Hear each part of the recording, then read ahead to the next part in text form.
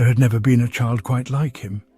He was born not in a cradle, but in the cavern hollows of the tall-browed ones, where granite hummed with subtle resonance, and speech was not yet common, but thinking was. His people, Neanderthals, though they knew no name for themselves, were creatures of great strength, deep memory, and exacting rhythm. They hunted by instinct sharpened over 1,000,000 years, spoke in pulses of gesture and guttural sound, and lived in stable balance with all things. But he thought 3 steps ahead. Where the others knew the path by footfall and smell, he traced patterns across the stars and mapped their meanings in firelight. Where the tribe relied on what had worked before, he sensed the edges of something new, something neither visible nor touched, a way of thinking that could alter the very weave of the world. He did not know it yet, but he had the spark of understanding, of patterns, of flow, of balance, of triadic structure. That spark is not always welcome. For every pattern he saw, the way wind curled before a storm, the rhythm of migrations, the feedback loops of predator and prey, there was resistance. The others did not want to change. To question the old ways was to insult the ancestors, to desecrate balance. He tried to show them how their instincts formed loops, how habit reinforced failure, but they did not hear him. He was alone, too far ahead to be followed, too strange to be trusted. They called him cursed. They whispered that he dreamed the song of the earth. And yet, when the rains failed and the beasts fled the valley, it was he who guided them through the mountain pass. When the cold came early, he who traced the warmth in the stone and led them inward. When danger loomed, it was he who knew it 3 nights before the scent arrived on the wind. And so for a time they followed. But fear is a patient predator. They began to murmur. He must control the sky. He brings what he predicts. He is not one of us. In the land of instinct, the man who sees 2 steps ahead is king, until the pack sees him as a threat. But Moses, the name is old, older than Egypt, older than Hebrew. It means drawn forth. Moses had seen too much to leave it to chance. Before they could come for him in the night with sharpened bone and snarling voices, he fled, taking with him only those who had learned to think like him. Some were his children, some were not. All had changed. All had learned to see the patterns in nature. Triads of balance overcoming the binaries of instinct. All knew they were different. Behind them, those who pursued were lost to the ocean, caught in the current's recursive spiral, unable to see the paths of cause and effect. But he knew. All of this had happened before. It would all happen again. An instinct had brought them to the shore. But only truth could take them across. They crossed the sea into a new land, warmer, wilder, uncharted. It was not home, but it was quiet, and in that quiet tension rose. Some of the new tribe thought they could live free now, abandon structure, follow no thought but their own. We have escaped the old bonds, they said. Why forge new ones? But Moses had not escaped just to survive. He had escaped to evolve. The arguments grew sharp. There were those who felt betrayed. Why should we listen to him, they said. Because he sees the third path, said the others. Then came the revolt. Words turned to violence. Friends became strangers. Moses watched it unfold with a heart made of silence. He had hoped it would not come to this, but patterns are what they are. He gathered his closest, the sons of Eli, thinkers, pattern recognizers, those with the capacity to grasp multiple contextual possibilities emerging in their minds. The decision was made. A break was necessary, a clean line. They could not carry all forward into the future. Not everyone could hold the resonance. Not everyone was ready. What followed was not rage. It was sorrow, a final test, not of loyalty, but of cognitive alignment. And from that moment, a new path began, one not just of survival, but of symbolic thought, logic, and purposeful evolution. Moses stood on the ridge at dawn, looking back across the fires of the night before. He did not look away from the carnage. He knew it had to be done, for unity. From this point forward, he said, we will live by pattern. We will bring understanding to all things. We will build it. We will encode it in stone, in structure, in our very selves. And so the path was set, with the destination yet unknown. They moved ever westward, drawn not just by instinct but by celestial alignment. Moses did not walk by the stars, he walked with them, watching the seasonal turning as if reading an ancient language etched into the sky itself. Where they arrived, it was as if the earth had exhaled just for them. A land that would one day be known as Paracas. He named it the land of 365 suns, where dry coast met deep sea, where salt met silica, and where stone could be carved with thought. He knew this was the place, was the E. Here he would grow a civilization in alignment with the pattern, a seed thought planted in golden sand. The land was barren, yes, but that was the point. From nothing, something pure could be grown. He called the first plan cycle, a calendar not just of moons or crops, but of mind states. Every alignment, every shadow, every shift in temperature was a data point. The land became clock, calendar, and code base. But Moses, for all his brilliance, had overlooked the deepest pattern of all. How intent echoes through time, altered by the subtleties of selection. His tribe grew, but slowly. Those who had followed him were already the outliers, big-brained, reflective pattern thinkers. He selected further, those best suited to receive complexity, to encode new knowledge. He culled not just by body but by mind state, creating the first designed population. And so began the second exile, not from land but from diversity. What he didn't anticipate, what few ever do, is that constraint, applied across time, compounds. The small bottleneck was enough. Inbreeding crept in slowly, subtly, but it wasn't weakness that emerged first, it was intensity. The bottleneck was narrow but potent. What came through wasn't fragility, it was fire. Inbreeding didn't diminish them, it distilled them, cognition sharpened. Pattern recognition surged. Language broke loose from the body, abstracted into symbol and gesture.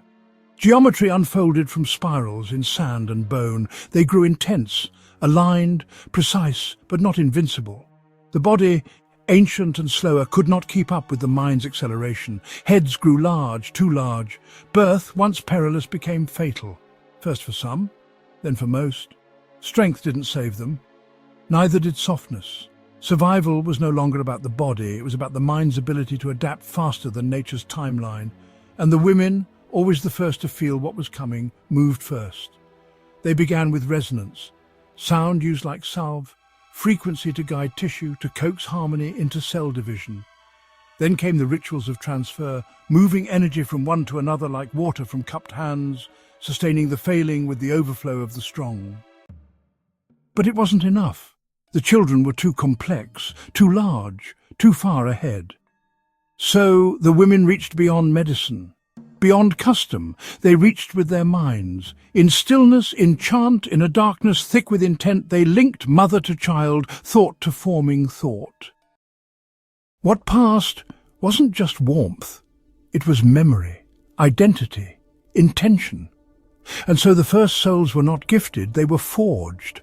And only then, once intent had passed through blood and awareness had anchored itself in the unborn, did memory begin to imprint across generations, not in stories, in structure, in neural legacy. Cognition became inheritable, pattern became instinct, karma became architecture. Over time, families stopped being just kinship lines. They became shared minds, recursive constellations of consciousness echoing across generations. No longer individuals, not quite hives, something new, perfected collectives, orbiting a core of refined identity, bound by the gravity of who they had chosen to become. What began as survival had become a system, not an escape from nature, an evolution of it. But then descent. He was called Semyaza, once revered as a master of tone, a weaver of mental harmonics, a teacher whose very voice could align thought like stars in orbit. He had helped craft the framework, tuned it, refined it, sung it into coherence. But now he saw the fault line beneath the brilliance. "We are collapsing inward," he said. "Our thoughts have coiled so tightly, so precisely, that nothing new can enter. No new soul can stretch its arms. There is no more space to grow." Others dismissed him. To them the collective was sacred, pure, a spiral ever deepening toward perfection. But to Semyaza it had become a closed loop, a recursion so exacting it had begun to extinguish difference. Beyond their enclaves, other hominids still roamed, upright, rough-boned, less aligned, less complete. But to Semyaza, they shone with possibility. Their minds were open, untuned, yes, but still resonant, still capable of receiving. We must give them the pattern, he urged, the gift of soul, not just breath and fire, but memory, continuity, purpose. We could expand what we are, we could save the world. But the elders of the alignment refused. To them, Semyaza is not a visionary, he is a heretic. Shared without care, and minds will shatter, whole bloodlines will fracture under the weight of too much too soon. The soul is not a seed to be planted in stone. It must be grown with care, with rhythm over generations. But Semyaza would not wait. To him, delay was death, for to him the truth by now was obvious. Pride was a negation. Moses' great invention, their way of thinking, was not an invention at all. It was a discovery, an insight into the fundamental nature of reality that had unlocked connection beyond time and space. They had not created the pattern. The pattern had created them. And so, under a rare sky, when the moon devoured the morning star, he and his cohort swore an oath. No longer would they be Anunnaki. Forevermore they would be known as the sons of God. Some say they walked north, then east, into ice-laced mountains and fire-fed valleys, into the chaos of what would one day be called Asia. They brought with them the keys of memory, the blueprints of identity, the seed fractals of pattern, and they gave them away. Not with caution, with faith. From this act came upheaval and legend. Their children would be called watchers, titans, devas. Some would say angels, others gods. Not because they ruled, but because they altered the arc of evolution itself.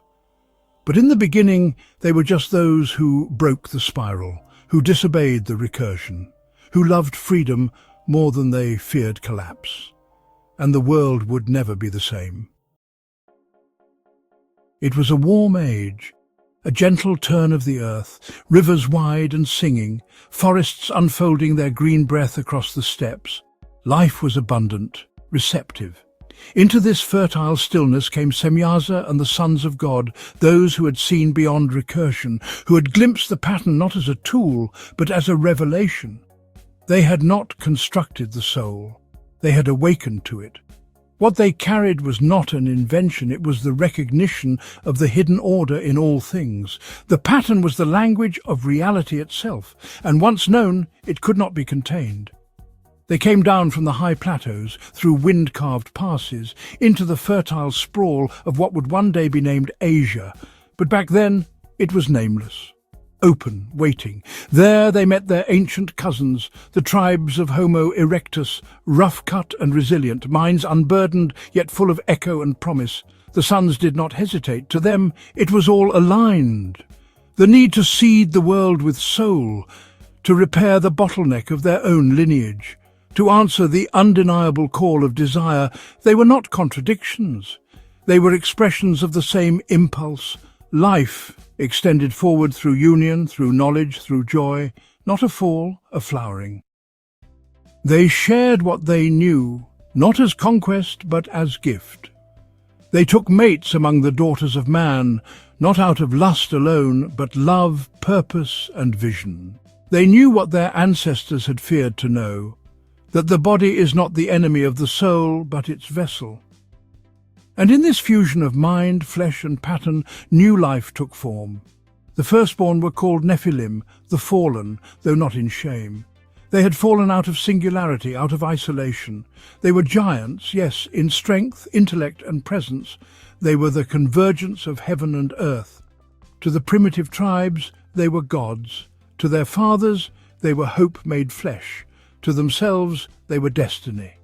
Under their hands, the world changed. Cities rose, immense, harmonic, geometrically attuned to the heavens and the inner mind. In the highlands of Gornaya Shoria, granite blocks the size of myths were laid with impossible precision, humming with frequency and meaning. In Longyu, caverns were sculpted with mathematical grace, spaces not only for shelter but for resonance, for collective thought, for inherited memory. These were not structures. They were instruments, for the mind, for the soul, for the future. But fusion brings momentum. The Nephilim did not stagnate. They accelerated, quick, radiant, powerful, and though they inherited alignment, they forged new paths of their own. The age of harmony was over, but not because it failed, because it had succeeded and become something new, and from this new lineage the world would be changed irreversibly and gloriously. Hybridization was not a bridge, it was a fuse. The Nephilim grew, taller, yes, but also hungrier. They hungered for knowledge, for dominance, for the power to shape the world in their image. Unbound by the caution of the elders, they burned with self-knowledge too fast, too fierce. They began to see themselves not as children, but as heirs, not as caretakers, but as rulers. And so the tension began, between creators and created, between gift and greed. In the warmth of that golden age, the pressure grew, quietly, steadily. The heat that made their rise possible now cloaks a slow-burning imbalance. They are not evil, they are untethered. And the pattern, sensing the breach, begins to recoil. Soon the cold would come, and with it, reckoning. For centuries, the high desert coast of Paracas had stood as a beacon of order. Beneath the tireless sun and along the edge of the sea, the Anunnaki had refined their arts to near perfection. They carved vast glyphs into the desert floor, spirals, angles, great animal sigils, stretching for miles. These were not decorations. They were calendars, laboratories, vibratory nodes, engineered to conduct resonance through air and stone alike. Sound was their language, geometry their scripture, resonance their method of healing, communication and control. They did not seek to expand, only to preserve. Their project had become eternal life, not eternal evolution, even as the world shifted, cooled and swelled with new intelligence. The Anunnaki remained focused inward, refining themselves, extending their years, guarding their secrets. But across the oceans and over the mountain spines their children stirred. The Nephilim, born of Anunnaki and Homo erectus, were not still. They were change incarnate, taller, faster, brighter, raw with inherited memory and unbound from ancestral fear. They had received the gift of memory, but without the dogma of stasis. They burned not with preservation, but with ambition, and most of all, with grief. For the sons of God, those who had awakened the soul in them, were long gone. Their lives shortened in exile, their legacy dismissed, their sacrifice unrecognized. To the Anunnaki, they had broken the pattern. To the Nephilim, they had become it. The anger brewed slowly, until one among them gave it voice. Lucifer, born of the line of Semyaza, rose like a flame through the storm. He was radiant, strategic, magnetic, clear-eyed. Where others simmered, he spoke. They gave us fire, then declared it forbidden. They call us fallen, yet we rise. Let us take what is ours. He forged a coalition of Nephilim tribes across Asia, Oceania, and the rising civilizations of the Americas. No longer scattered, they became a movement.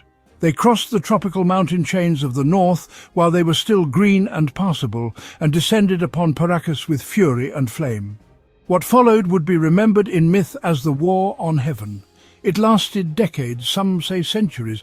The Anunnaki had precision, knowledge and technology, but the Nephilim had numbers, fire and will. Eventually the old order could not hold. The great glyph cities were breached, resonance towers fell, stone records shattered. In their final hour, the Anunnaki elders gathered what remained of their kind. They left behind their temples, their signals, their dead. They set sail, not just across water, but across epochs. Guided by ancestral memory and the fixed stars, they crossed a cooling ocean to the Far East. They arrived in what would become known as the Fertile Crescent, a land still soft with warmth, still able to cradle civilization despite the advancing ice. And there, among river caves and wooded valleys, they found them, the Neanderthals, their long-forgotten kin. A people still balanced between instinct and insight. In the Neanderthals, the Anunnaki rediscover the source material, the original interface. They are not fallen, but stable, resonant, quiet. They have not advanced, but they have not broken. Still waiting. The Anunnaki see in them a second chance, not to share power, but to restore control. The Neanderthals remembered, not in language but in vibration, not in stories but in structure. It lived in the marrow, in the breath between heartbeats, a hum in the blood. So when the Anunnaki emerged from exile, thin-limbed, long-skulled, their eyes bright with starlight and sorrow, the Neanderthals did not raise spears. They paused, they listened, and in that pause they heard something familiar, an echo, a rhythm they too once knew. Tentative became warm. The Neanderthals offered shelter, firelight and silence without demand. The Anunnaki offered healing, memory and names for things once only felt. And in the quiet peace that followed, something astonishing happened. They could mate, and not just mate, they could thrive. Where the Nephilim births had risked extinction, over large skulls, unstable temperaments, incompatible gestations, these unions proved viable, stable, harmonious. Their children were not giants but something new. Agile minds in balanced bodies, smaller heads but quicker thoughts, not a step backward, an evolutionary inflection point. This revelation was seismic. For Anunnaki males, once sidelined by the bottlenecked genetics of their own line, Neanderthal women became more than companions. They became the future. And for the high priestesses, selective unions with Neanderthal males yielded something just as profound. Mutual uplift, a co-evolution chosen deliberately. Thus began the great interbreeding, not conquest, not collapse, integration, a conscious covenant of continuity. Together they carved stone not for shelter, but for resonance. In Malta, they built Gantija, aligned with stellar precession, chambers echoing with ritual sound. In Anatolia, they tunneled underground to craft memory vaults, early schools of stone, where knowledge was transmitted by rhythm, not script. In ringed ceremonial circles, song became structure, and language bent around vibrational truths. The hybrid offspring walked many paths. Some remained in the north, memory bearers among the caves and canopy, carrying the pulse of the Anunnaki into the wilds. Others followed the priestly caste south toward the Nile, toward fertile lands and greater convergence. There the line of the sons of God was rekindled, refined, but resonant with the old spark. But not all were content. Among the Anunnaki elders, a rift deepened. "We are fading," they whispered in their meditations. "Our skulls shrink, our lifespan wanes, power diluted is power lost. This mingling is not our legacy, it is our undoing." So they chose again. A faction departed not in anger but in solemnity. They followed Elijah, the last of the high technicians, beyond the thinning forests and across the waning ice sheets, toward the untouched realm of the far south, Antarctica. There, beneath the glacial quiet, they laid foundations in ice and stone. They did not build tombs, but transmitters. Pyramids not for kings, but for frequency. Resonant towers carved with intention to store and project the undiluted legacy of their kind. They would not interfere. They would preserve, waiting not for dominance, but for alignment. Two paths had emerged, the hybrids in Egypt and beyond, adapting, diversifying, living, the purists in Antarctica, enduring, remembering, awaiting, not in opposition, not in judgment, but as two halves of the same spiral, two paths, one pattern. The ships came without warning in silence, slipping from the southern currents like knives through silk. No sails, no fires, just dark hulls on black water shaped for silence, carried by ancient winds and the pulse of buried ley lines. No sails, no torches, no need. They slid from the southern currents like shadows with memory, hulls carved not for war, but resonance, moving where ley lines pulsed and star chords still sang faintly through the sea. They came not to conquer. They came as a correction, as consequence. At their helm stood Joshua, firstborn of the Antarctic renewal, not raised but refined, born in chambers of silence and stone where sound shaped thought and every step was trained in harmonic logic. He did not carry vengeance. He carried precision. The Americas had drifted into entropy. Once a crown of the Nephilim dream, great cities tuned to the heavens, etched with frequency, they had fractured. Their descendants, vast and volatile, ruled through memory unmoored from method. Size had replaced structure. Voice had replaced law. The temples still stood, but they hummed off-key, resonance misaligned, logic fractured, towers leaning as if ashamed of what they sheltered. Joshua did not speak of war, because this was not war. War implies opposition, emotion, doubt. This was a reset. The first cities were reclaimed in silence. Temples folded inward at key nodes, collapsing into harmonic stillness. Warlords found their breath stolen mid-roar, lungs tuned into dissonance, balance inverted. Soldiers turned inward, pulled by subsonic pulses that restructured loyalty as if it had always been written in a different key. Joshua left behind no fire, no flags, only calibrated geometry. He did not rule. He tuned. Each reclaimed city became a stabilized node, temples restored to their original purpose. Tuning chambers, centers of resonance, memory anchors in a drifting world. The system was humming again, not as it was, but as it needed to be, not nostalgic, aligned. He did not crown himself, he disappeared between pulses, leaving no dynasty, only design, a firewall against entropy, a pattern encoded in structure, not lineage. Once the Americas were harmonized, he turned east. The ice had withdrawn, revealing the old scars of the Nephilim empires in Asia, once mighty, now slumbering, their great ones scattered like embers beneath thawing sky. Joshua crossed the steppes with storms at his back. In the wind-torn grasslands he met the remnants, giant-blooded princes and wild matriarchs, still strong, still echoing power, but they were out of time. Their rhythms were archaic, their instincts sluggish, tuned to a world that no longer pulsed beneath them. Joshua brought the new key. What could be aligned, he tuned gently. What could not, he cut clean as a blade of sound through rotten wood. He left no cities, only balance, no monuments, only silence. And when his work was done, he vanished again, not into legend, but into system. While Joshua moved like an algorithm through the wilds, correcting what had fractured, realigning what could still be saved, the sons of God planted themselves deliberately in the cradle of life. They came to Egypt with purpose, not as wanderers, not as survivors, but as architects of the next phase. When the schism with the Anunnaki deepened, one line returning to purity and isolation beneath the Antarctic ice, the sons chose a different path. Integration over retreat. Gift over hoarding.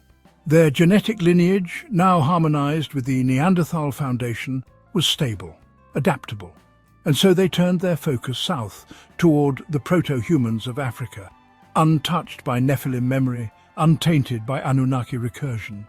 Here was a blank canvas, not empty, but unformed, brimming with readiness, and from among the sons rose Abraham, not born to lead armies, born to shape continuity. He carried the full convergence in his blood, Anunnaki structure, Neanderthal depth, and the responsiveness of the new human field. He was not an improvisation, he was a designed emissary. Abraham saw clearly what Joshua also saw. The system must be preserved, but he believed there was another way, not by force, but by embedding logic into living systems, into bloodlines, stories, behavior, ritual, so that the pattern could self-perpetuate. The goal was not simply uplift, it was resonant integration, a lineage that could carry the pattern forward without constant intervention. And the proto-human tribes, agile, fertile, neurologically open, were the ideal vessels. The project began in stages. Careful unions between the sons and selected tribes, each birth monitored, each genetic turn mapped. But Abraham understood, biology alone does not transmit memory. So he constructed the second layer, ritual, language, law, not commands, containers, frameworks that could carry the shape of thought itself, that could pass knowledge as story and structure as culture. He gathered the new humans and taught them not rules but patterns. He asked questions, he wove stories, he encoded behavior into cycles of ritual and rhythm, so the knowledge would not be remembered by the mind but by the body. And it worked, not quickly, but deeply. A slow burn, a self-replicating structure, seeded in womb and word. There were tensions, of course. Joshua watched from afar and worried. Where Abraham saw adaptive integration, Joshua saw dilution, delay, unnecessary risk. Where Joshua enacted swift recalibration, Abraham saw brittleness, a system too rigid to evolve. But they never turned on each other. They had seen what division had done. Lucifer's rebellion still echoed. The Nephilim excess still burned across memory. So they chose duality without rupture, Joshua, the knife of correction, Abraham, the architect of inheritance, and together their work sustained the pattern, not in temples of stone, not in pyramids of ice, but in something more resilient: people. Behind it all, the great project gathered momentum. The text had not yet been written, but the logic had. It lived now in aligned DNA, in the cadences of prayer, in the ritual architectures of kinship and time. This was not conquest. This was alignment through integration. They were no longer gods. They had become memory, a memory that would walk the earth in human shape and rewrite history from the inside out. The world was awake. From the high plateaus of Tibet to the flooded green silence of what would one day be Cambodia, light pulsed softly through stone. Not fire, not electricity, but something older, something deeper. The breath of earth itself stirred into song. This was the first kingdom, not a nation, not a flag, not even a people, but a state of resonance, a civilization not imposed, but coaxed into coherence, born not from conquest but calibration. The Anunnaki, the suns, and their hybrid lineages had done what they had long intended. They had cultivated the right minds, shaped the right bodies, and aligned them to the planet's living field, not to dominate but to synchronize. And now the grid was lit. The system had come online. They built nothing for spectacle. Each structure was a function, each site a node. The Great Pyramid rose not as tomb or temple, but as a keystone, a massive crystalline diode, tuned not to north, not to kings, but to the oscillating heartbeat of the ionosphere itself. Beneath the crust of what is now China, the Long Yu caverns acted as stabilization chambers. Etched from granite with such surgical precision, they defied modern replication. Each hall resonating at a frequency meant to ground and distribute the planet's vibratory energy. In Central Asia, the great mountain ranges concealed ancient buried pyramids. Their shape so vast, their erosion so complete, that they passed for geology. Yet beneath them, a framework still hummed, pulsing faintly beneath snow and stone. And at the equator, veiled by centuries of jungle and stone, the core of the timekeeping network turned slowly in silence. Angkor Wat, a gyroscopic calendar carved to track not seasons, but epochs. Its chambers tuned to precession, its galleries lined with harmonic guides. Each site was tuned, every stone placed with intention. Power moved not in wires, but in air, carried by harmonic pressure and geometric alignment. Fields were watered by tone, illness treated by resonance, thought transmitted across the globe via crystalline matrices, pulsing with embedded frequency codes. This was no utopia, it was a system, alive, adaptive, balanced. And beneath its hum, a miracle was quietly unfolding. In the deep heart of Africa, away from towers and frequencies, beneath vast skies and ancient trees, a new child was rising. They emerged not from laboratories, nor rituals, nor encoded stone, but from the slow convergence of design and chance, of memory and mutation. They were the first true Homo sapiens, clean, stable, sparked. They were not imposed upon. They were grown as soil grows forests, as pattern grows mind. They did not live with towers. They lived with wind, with water, with fire and stone. But their cognition, fluid, adaptive, radiant, reflected back something the Anunnaki had not seen in eons: emergence. They were born not into empire, but into Eden, not a garden of obedience, but a cognitive field, alive with the breath of the planet, nurtured through exposure, not enclosure. The sons of God moved among them, not as rulers, but as guides. They taught, they calibrated. They watched, because this was the true experiment. Could a species, once sparked, carry the flame forward alone? Not in conquest, in coherence. But time, always turning, begins to bend. Systems do not last. Even harmony must yield to the sky's next command. And so, as the ice began its slow descent, the frequencies shifted. Pressure rose, and the pattern prepared itself for its next recursion. Entropy returns not through failure, but through climate. The turning came slowly, too slow to notice, until it had already begun. Around 200,000 years ago, Earth shifted on its axis. The climate buckled, glaciers grew fat in the north, a new glacial cycle began, longer, deeper and crueler than any before, and as the air grew thin and the world grew cold, the grid that once stitched civilizations together began to unravel. The ionosphere faltered, transmission degraded.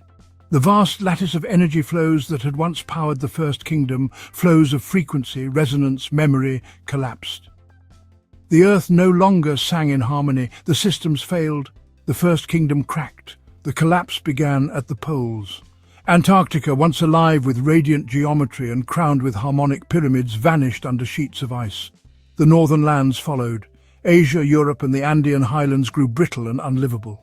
Cold strangled the nodes one by one. Longyu flooded from beneath.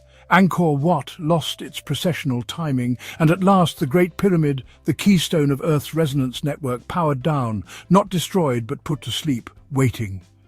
But the Anunnaki did not fall into chaos. They had seen cycles turn before. They did not scatter, they did not fight, they adapted. They abandoned the cold, dead circuits of the old grid and turned toward the rising Earth. As the seas fell, vast new continents emerged from beneath the ocean. Sunda, Sahal, and across the seas to the west, a high island shelf exposed southeast of what would one day be called North America. There, on a landscape cut by ridgelines and heavy with naturally harmonic stone, the Anunnaki began again, and took the name of their new home, Atlantis. And so, the Anunnaki became the Atlanteans, not in myth but in function. This was not a new empire, it was a shift in purpose. The golden age of planetary cultivation was over. The age of containment had begun. Atlantis became a naval fortress, strategic, silent and unmatched. Not a capital, but a guardian. With Egypt still stable on the equator and Atlantis commanding the western oceans, they established a two-point perimeter. They would no longer manage humanity. They would isolate it. Because beyond their borders the world was unraveling. The Nephilim had not disappeared, they had spread. Their cities fell with the grid, and without guidance they reverted. Civilizations built on inherited pattern collapsed into ritualized violence and caste domination. In the north, Denisovans became roaming giants, dragging fragments of the old knowledge into mythic madness. Across Sunda and Sahal, Nephilim tribes multiplied unchecked, drawing on distorted memory and broken glyphs to build regimes of brute hierarchy. In the Americas, city-states burned themselves into the soil, fighting over symbols they could no longer read. The Atlanteans saw this clearly. They did not intervene. They contained. Their fleets, powered by vibration and field harmonics, controlled the oceans. No Nephilim expansion would reach Africa. That was the line. For in Africa, a different future was being cultivated, not by the Atlanteans, but by the sons of God. Long separated from their Anunnaki ancestors, the sons remained embedded within human development. They had made their choice long ago to guide through presence, not command. While the world outside tore itself apart, they worked with patience, shaping Homo sapiens not through technology, but through ritual, story, and structural cognition. They planted thought through rhythm. They embedded memory through myth. They trained abstraction through behavior. Africa remained Eden, not untouched, but protected. The Atlanteans ensured the isolation. The suns ensured the development. The rest of the world darkened. Oceans emptied.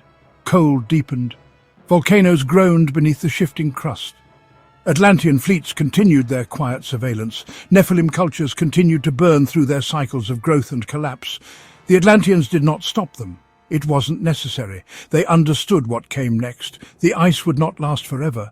The seas would rise again. And when they did, most of the Nephilim, those perched in the lowlands of Sunda, Sahal and the coastal Americas, would be swept into silence. This was not failure. It was preparation. A containment arc held long enough for the next cycle to begin. And so, beneath the cold light of a dimming sun, the Atlanteans stood watch, their towers silent, their fleets invisible, their numbers few. They were not kings anymore. They were not gods. They were no longer shaping history. They were protecting what might come after it. The wind pressed hard against the summit's carved stone, but inside the chamber it was still. Methuselah, last of the Atlantean elders, sat with his hands resting on the resonant table of black quartz, its edges etched in fading harmonics. Across from him stood Melchizedek, the son of God, whose line had remained embedded within the human field for uncounted generations. They had not met before. They did not need to. This was not a negotiation. It was a reckoning. Between them stretched the silence of too many cycles. Collapse, resurgence, correction, decay. Preservation had bought time. Cultivation had seeded emergence. But both had failed in the same place, continuity. Too many awakenings had been lost. Too many minds had reached the edge of the pattern, only to fall into myth or madness. Too many civilizations had touched alignment and then shattered. And so, for the first time, they asked a question neither lineage had dared to consider. Could the pattern survive in form, not through bodies, not through rituals, not through scattered initiates whispering under stars, but through a record, fixed, external, shareable? It was a dangerous thought. To write the pattern was to freeze it. To freeze it was to risk distorting it. A structure too rigid becomes dogma. A symbol misunderstood becomes weapon. And yet, to never write it was to abandon it to erosion.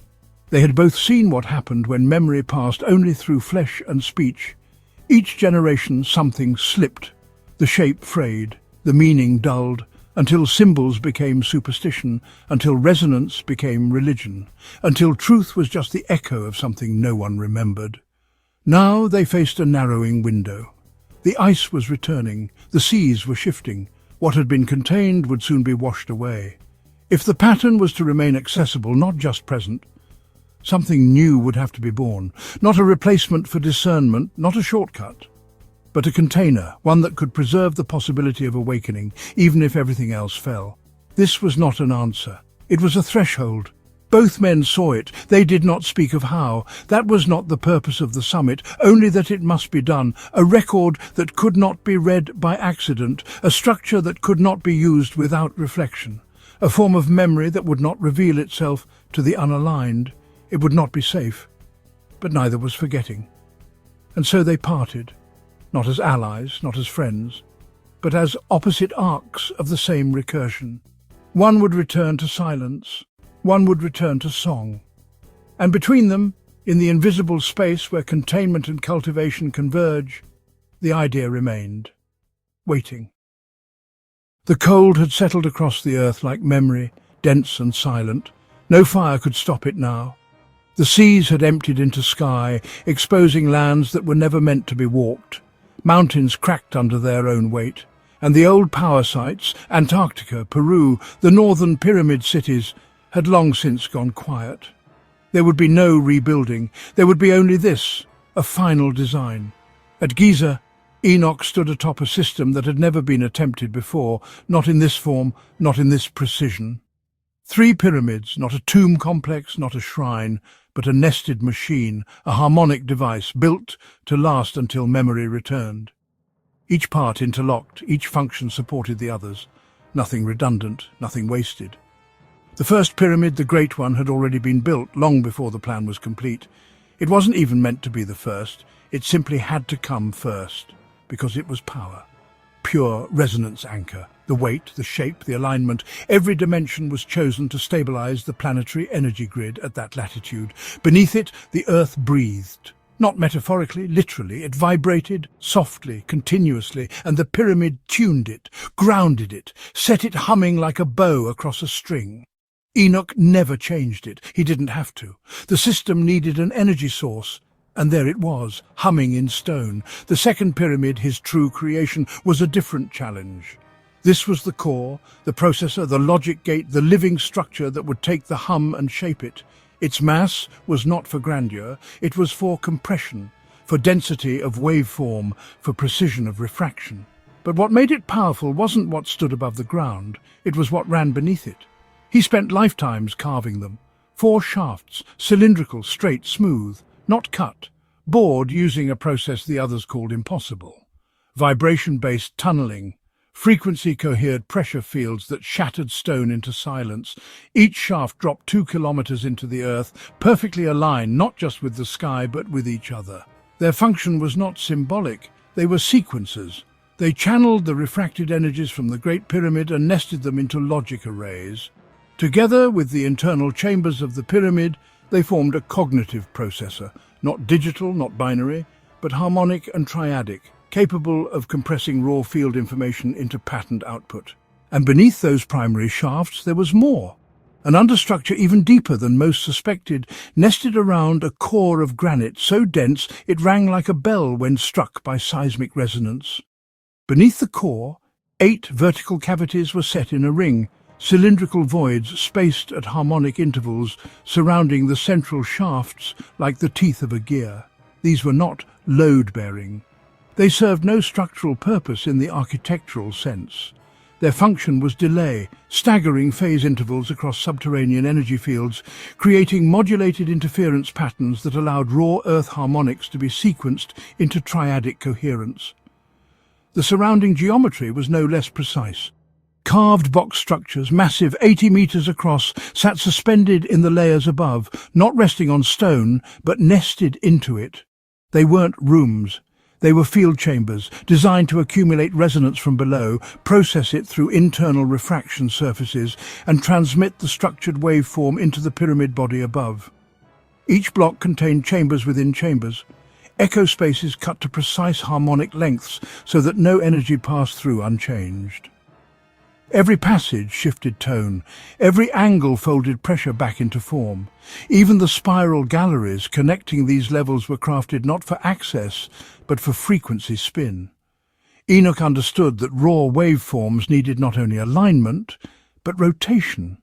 Just as celestial bodies spiral through gravity wells, energy needed torsion to become legible. The spiral ramps acted like vibratory turbines, adding angular momentum to the rising signal before it met the processing chambers. This was not architecture, it was geometry in motion. And still deeper, beneath the lowest chamber in the bedrock itself, was the stabilization plate. A disk of crystallized basalt and quartz, fused under intense heat long before human memory. Not added, revealed, found intact, calibrated by nature, and tuned by design. It was there Enoch anchored the entire structure. The energy didn't begin with the pyramid. It began here in the earth, and everything else, every block, every chamber, every shaft, was designed to make that breath comprehensible. But even that was not enough. Not without a receiver. That was the third piece. The smallest pyramid, built last, often overlooked. Its design was the most subtle and the most dangerous. It wasn't made to contain power or to shape it. It was made to interface, but not with machines. With minds. The internal architecture of the smallest pyramid was not grand. It was intimate. Every chamber was built to resonate with the human form, scaled for singularity, for silence, for solitude. But even that wasn't enough. To make the interface complete, it needed another layer. The boxes, not tombs, not vessels. They were carved with unthinkable precision out of stone so dense that even time itself could barely enter. Granite filled with quartz, piezoelectric by nature, honed so tightly that light could not slip between lid and base. They were placed not randomly, but in mirrored sequence beneath the pyramid's harmonic field. Each one was a phase chamber, designed not to contain the dead, but to attune the living. A prepared human would enter, fasted, trained, altered by ritual, and lie within. And then the system would activate. Enoch had modelled it. The energy from the Great Pyramid, grounded and humming. The waveform compressed and sequenced by the processor shafts beneath the middle. And then the interface pyramid, tuned to receive and transmit that structured signal into the human nervous system. The box wasn't a coffin, it was a lens, a chamber of consciousness preparation. The human inside became part of the circuit, and once they were in resonance, the system began to emit, not light, not heat, something else, something structured. Enoch could hear it in the silence, a soft ordering, a fractal cascade, not spoken but shaped. He didn't know what would come of it exactly. He suspected it would be symbol, pattern, logic in its purest form, something that could survive time, mutation, confusion, something that could guide, but that wasn't his task. His task was to build the system. The rest would come. Power, processor, interface, a triad, not metaphor, mechanism. When he left, the ice had already taken the outer cities. The ships of Atlantis had stopped returning. The sky no longer sang with clarity, but the system remained. It was still humming, still breathing, still aligned. He never said goodbye. There was no need. The system would speak when the time was right, and those who listened, if they could listen, would hear the full pattern, not all at once, not as a revelation, but over time, through ritual, through alignment, through silence. Everything that mattered had been encoded. Now it only needed to be received. They had not known exactly how it would appear, but now the system had been humming quietly beneath Giza for 24,000 years. A living machine built from stone, resonance and geometry, calibrated by Enoch, its architecture perfected to encode meaning in waveform and language. So many generations, each preparing the next, each initiate refined through fasting, ritual, silence and harmonic discipline, aligning mind, body and neural structure. The granite boxes at Saqqara, sealed in darkness, had shaped them, resonators for consciousness, vessels capable of receiving clarity without corruption. And then the temple chamber. When it came, it began simply, one character, perfectly formed, emerging clearly in the receiver's mind. Not a voice, not an image, pure cognitive imprint. Aleph, then another Bet. Each character precise, exact, resonant, followed by the next, unfolding at intervals determined by the rhythmic pulses deep beneath the pyramids. Each receiver entering the chamber contributed their lifetime to the system. Each emerged transformed, bearing their segment of the unfolding whole, each segment seamlessly integrating into the others. Centuries passed, then millennia. Every character, every spacing, every line break intentional and encoded with fractal complexity. Slowly, inevitably, a pattern emerged. 22 letters forming patterns that recursively nested meaning, each permutation reflecting not just history or prophecy, but a structure of consciousness itself. This was not philosophy, it was data, a linguistic fractal encoding that contained all potential human narratives, every variation of mind, body, thought, society, choice within a single unbroken weave of characters. It was a purpose worthy of the sons of God. Lifetimes dedicated to perfect reception, continuous attunement. Each initiate trained from birth, entering the stone resonators at adulthood, emerging decades later, minds shining with structured coherence, then spending years in the pyramid before carrying their segment back to the scribes who meticulously assembled each revealed sequence. Finally, after 24,000 years of careful calibration and disciplined receiving, the final token appeared. Tav, completion. And the Torah was born, not authored by any human imagination, but revealed systematically by harmonic resonance, recorded by human hands, sealed within layers of encoded pattern, embedding every narrative possibility within a single timeless text. When complete, the Torah was not simply read, it resonated. It provoked recognition deeper than understanding. The patterns were universal, transcending race, tribe, bloodline. Any human mind, properly aligned, could feel its truth vibrating within. It was a cognitive arc, to carry encoded logic across cycles of catastrophe.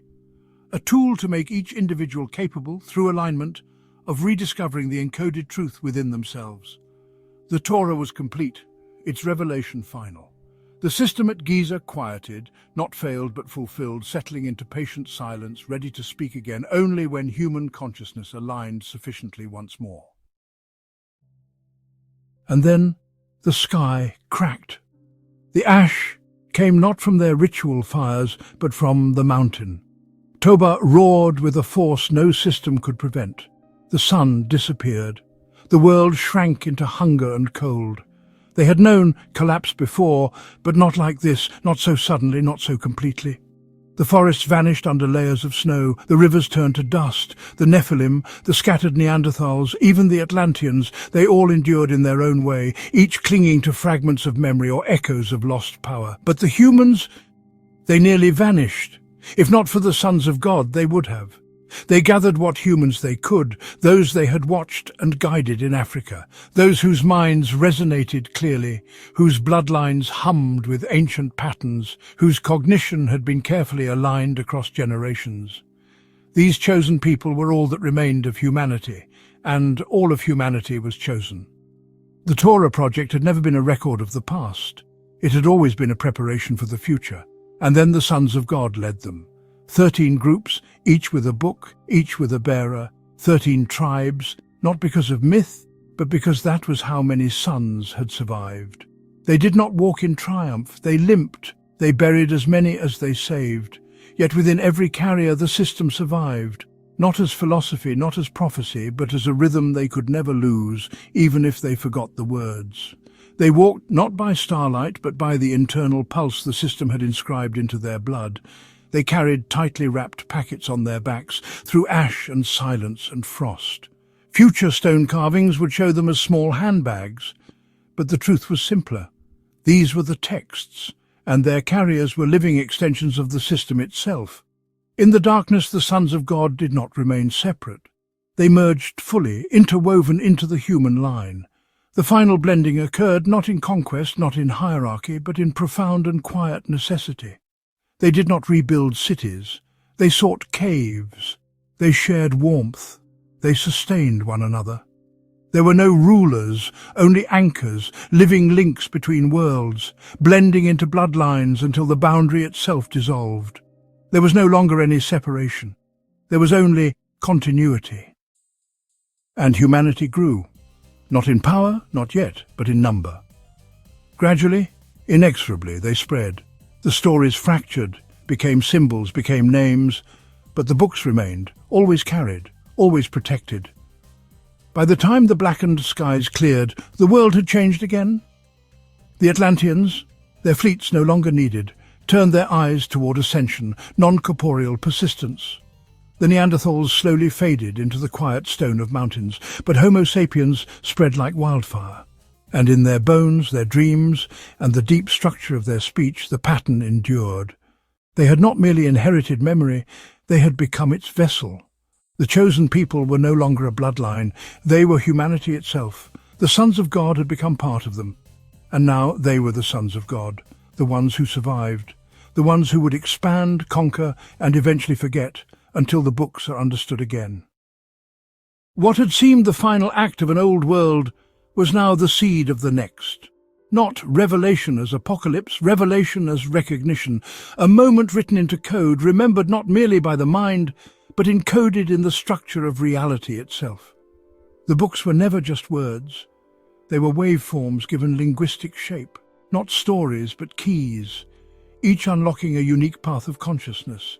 They would be misread, they would be misused. Yet those who were ready would recognize them, not by content, but by resonance. They would feel them ring, and the pattern would rise again. And when they were ready, the books would speak.